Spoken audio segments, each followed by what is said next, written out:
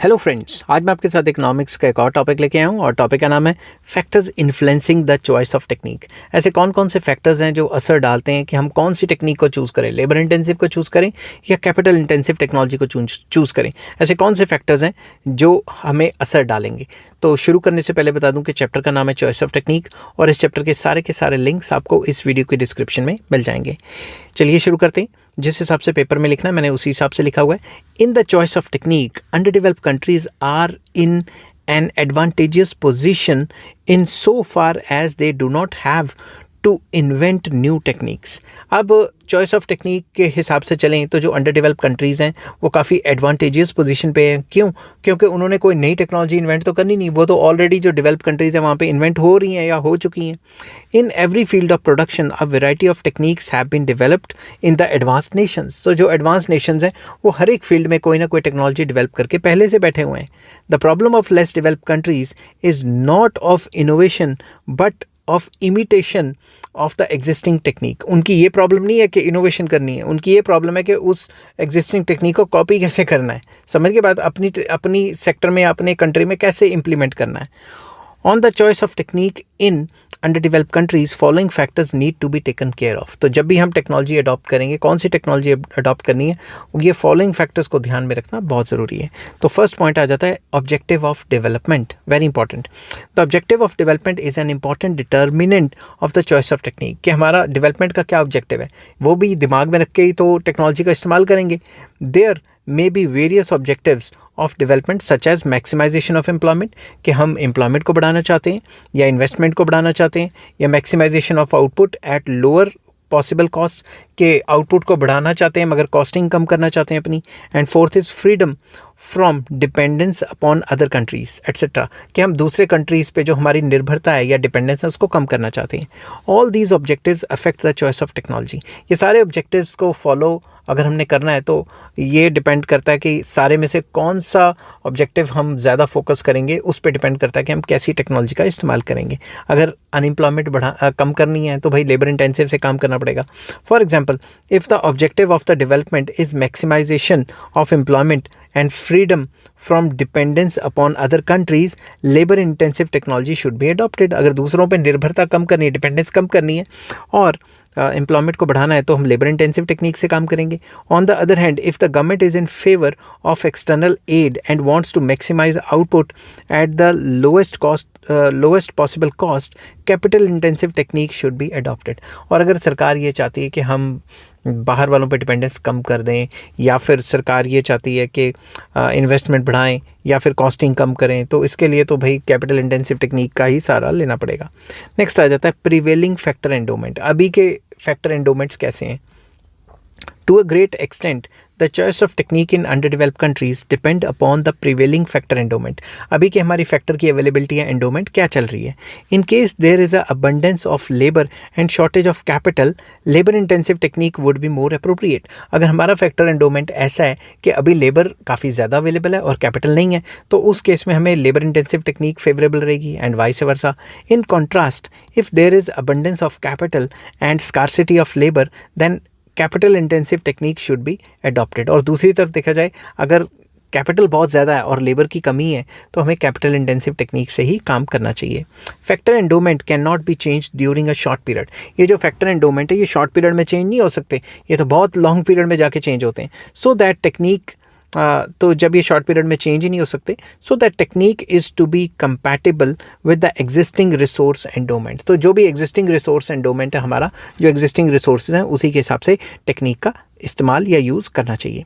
Next आ जाता है technological level already attend. हमने कौन सा टेक्नोलॉजिकल लेवल ऑलरेडी अटेंड किया हुआ है, इसके ऊपर भी डिपेंड करता है, ठीक है, कि हम कौन सी टेक्नोलॉजी का इस्तेमाल करेंगे। In every country there is some existing level of technology. हर एक कंट्री में कुछ ना कुछ एग्जिस्टिंग लेवल ऑफ टेक्नोलॉजी तो है। The choice of technique should be based on existing level of technology. The choice of technique है वो एग्जिस्टिंग जो टेक्नोलॉजी है उस पर भी तो बेस होगा ना, कि हम एग्जिस्टिंग टेक्नोलॉजी कैसे यूज़ कर रहे हैं। Such a technique should be adopted which is compatible with the existing technique. हमें वही टेक्नोलॉजी इस्तेमाल करनी है जो एग्जिस्टिंग टेक्निक के साथ कंपैटिबल हो। ऐसी टेक्नोलॉजी ना यूज़ कर लो जो एग्जिस्टिंग टेक्नोलॉजी के आसपास भी नहीं है कहीं। Abrupt departure from the existing technique would not be a wise decision। तो हाँ, ये अच्छा डिसीजन नहीं होगा कि हम जो एग्जिस्टिंग टेक्नोलॉजी है उसको तो इस्तेमाल कर रहे हैं, वो एग्जिस्टिंग टेक्नोलॉजी हमारी बहुत पीछे वाली है और नई टेक्नोलॉजी एकदम लेके आ गए जो कि नई टेक्नोलॉजी और पुरानी टेक्नोलॉजी का आपस में बिल्कुल भी रिलेशन ना हो. Right in the beginning, underdeveloped countries have to adopt such technology which minimizes their requirement of external aid, skilled labor, imported goods, capital and foreign exchange. तो underdeveloped countries को ऐसी टेक्नोलॉजी अडॉप्ट करनी है जिससे उनकी जो बाहर की जो डिपेंडेंस है वो कम हो जाए, स्किल्ड लेबर की डिपेंडेंस कम हो जाए और बाहर से मशीनें जो इंपोर्ट करा रहे हैं या फॉरेन एक्सचेंज है इनके ऊपर डिपेंडेंस कम हो जाए. Complex techniques should be adopted as efficiency of labor improves, means of transport and communication को डेवलप करना चाहिए, रेट ऑफ कैपिटल फॉर्मेशन को इम्प्रूव करना चाहिए and availability of foreign capital को इंक्रीज़ करना चाहिए. जैसे जैसे हमारा जो लेबर है ज़्यादा स्किलफुल हो जाता है वैसे वैसे ज़्यादा से ज़्यादा उससे कैपिटल इंटेंसिव तरीके से काम कराना चाहिए. ओवरऑल ये कहने की कोशिश हो रही है. While choosing the technique, it should be kept in mind that the change in technique should not be so rapid that the society is unable to bear the brunt of it. Technology को use करते हुए उसे change करते हुए ये भी दिमाग में रखना है कि इतनी तेज़ी से टेक्नोलॉजी चेंज नहीं करनी कि लोग उसे हज़म ही ना कर पाएँ. जैसे आजकल की सिचुएशन में एक फ़ोन आता है, उसका अपडेट तीसरे दिन आ जाता है, चौथे दिन उससे कोई और अच्छा फ़ोन आ जाता है, पाँचवें दिन और अच्छा फ़ोन आ जाता है. ऐसे ऐसे इतनी तेज़ी से टेक्नोलॉजी चेंज हो रही है कि हमें 10 दिन फ़ोन हुए, अभी फ़ोन लिए हुए 10 दिन नहीं होते और हमें लगता है कि हम पता नहीं कौन से बाबा आदम के ज़माने का फ़ोन इस्तेमाल कर रहे हैं. इतनी तेज़ टेक्नोलॉजी भी चेंज ना हो. Such a change might have face stiff social opposition besides political unrest and economic disruption. तो ऐसी चेंजेस के काफ़ी प्रॉब्लम्स हमें फेस करने पड़ सकते हैं. तो चेंजेस होने चाहिए, थोड़ा स्लोली होने चाहिए. ठीक है. नेक्स्ट आ जाता है available resources. Very important. Resources available in the country has an important bearing on the choice of technique. जो भी हमारे कंट्री में रिसोर्सेज अवेलेबल हैं ये भी डिपेंड करता है कि हम कौन सी टेक्निक को जो है चूज़ करेंगे. Capital occupies an important place amongst different resources. जो कैपिटल है उसका काफ़ी एक इम्पॉर्टेंट, जो पूंजी है उसका काफ़ी एक इम्पॉर्टेंट रोल है कि हम कौन से रिसोर्सेज को कैसे इस्तेमाल कर पाएंगे. A technique which is more capital intensive is generally a modern technique. वो टेक्निक जो कैपिटल का इस्तेमाल ज़्यादा करेगी उसे मॉडर्न टेक्निक कहा जाता है. तो मतलब वो मॉडर्न टेक्निक हुई जिसमें पूंजी या कैपिटल का इस्तेमाल ज़्यादा से ज़्यादा होगा. However capital is not all that matters. ऐसा ज़रूरी नहीं है कि कैपिटल ही सब कुछ मैटर करता है. Organization, efficiency and natural resources are equally important. तो कैपिटल को छोड़ के ऑर्गेनाइजेशन कैसी है, एफिशिएंसी कैसी है लोगों की और नेचुरल रिसोर्सेज कैसे हैं वहाँ के, ये सारी चीज़ें जो हैं ये सारी चीज़ें हमें फैसला करने पर मजबूर करती हैं कि हमने टेक्नोलॉजी को कैसे इस्तेमाल करना है. Choice of technique should account for all these factors. ये सारे फैक्टर्स को दिमाग में रख के ही हम चॉइस ऑफ टेक्निक कर सकते हैं. There is a general scarcity of resources in under develop countries. अगर स्कार्सिटी या रिसोर्सेज की अंडर डेवलप कंट्रीज़ में तो उसी के हिसाब से टेक्नोलॉजी को चूज़ करेंगे. These countries should therefore adopt the modern techniques of advanced Nations only gradually. तो ये जो अंडर डेवलप कंट्रीज़ हैं इनको मॉडर्न टेक्नोलॉजी जो डेवलप कंट्रीज़ यूज़ कर रही हैं उनको यूज़ करना है, मगर ग्रेजुअली यूज़ करना है. एकदम से इतनी एडवांस टेक्नोलॉजी यूज़ करेंगे, अब इतना एडवांस मशीन उठा के ले आए जिनमें अंडर डेवलप कंट्रीज़ के लोगों को पता ही नहीं कैसे चलेगी, तो फ़ायदा क्या हुआ.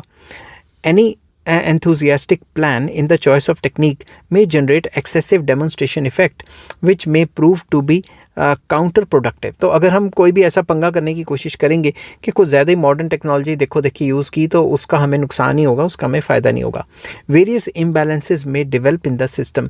इसकी वजह से जो कई जो इम्बैलेंसेज हैं वो सिस्टम में आ जाएंगे. दस the resources available must be kept in mind while choosing the technique of production. तो टेक्निक ऑफ प्रोडक्शन को इस्तेमाल करते हुए हम कौन सी टेक्निक को इस्तेमाल करेंगे ये सोचते हुए हमें दिमाग में ये भी रखना पड़ेगा कि उस कंट्री में या उस इकॉनमी में कितने रिसोर्सेज अवेलेबल हैं. नेक्स्ट पॉइंट आ जाता है institutional changes. Very important. Economic, social and religious, political etcetera, ये इंस्टीट्यूशंस हैं जो किसी भी कंट्री में इन्फ्लुएंस कर सकते हैं कि कौन सी जो टेक्निक है उसकी कौन सी टेक्निक है उसको चूज़ करना है. जैसे if owing to their dogmatism people of the country are indifferent towards economic progress, there does not remain much significance in the inventions and innovations. अगर लोग इतने पिछड़े हुए हैं कि उनको कोई फ़र्क ही नहीं पड़ता कि मॉडर्न टेक्नोलॉजी कैसी है और इकोनॉमी प्रोग्रेस करे ना करे, उनको कोई फ़र्क नहीं पड़ता, जैसा है वैसे ही चलता रहे, उनको मॉडर्न जो है करनी नहीं है अपनी इकॉनमी, फिर तो वो लेबर इंटेंसिव ही काम करना पसंद करेंगे.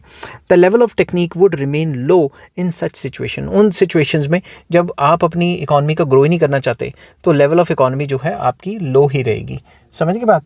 और अगर दूसरी तरफ देखें, social institutions of the country may be too rigid to allow for a change in the technique of production. तो जो सोशल इंस्टीट्यूशंस हैं वो काफ़ी रिजिड रहते हैं कि टेक्निक ऑफ प्रोडक्शन को इतनी तरीके से चेंज नहीं होने देते अंडर डेवलप कंट्रीज़ में, क्योंकि अंडर डेवलप कंट्रीज़ में रिजिडनेस काफ़ी ज़्यादा होती है.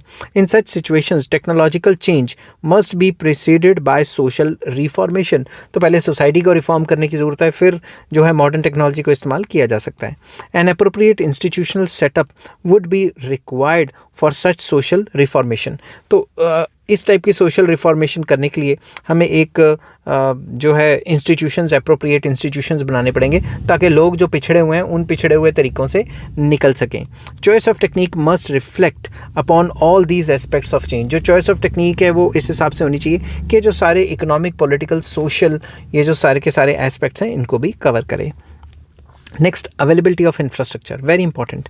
वाइल चूजिंग द टेक्निक, कोई भी टेक्निक को इस्तेमाल करते टाइम हमें क्या देखना है, one must also account for the existing infrastructure comprising transport, communication, power related facilities in the country.